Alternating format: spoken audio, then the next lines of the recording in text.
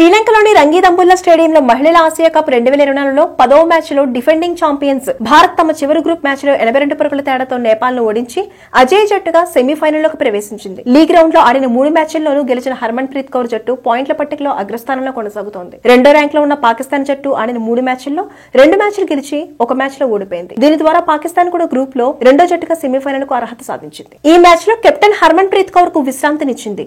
ఈ మ్యాచ్లో స్మృతి మందాన టీమిండియాకు కెప్టెన్ గా వ్యవహరించింది.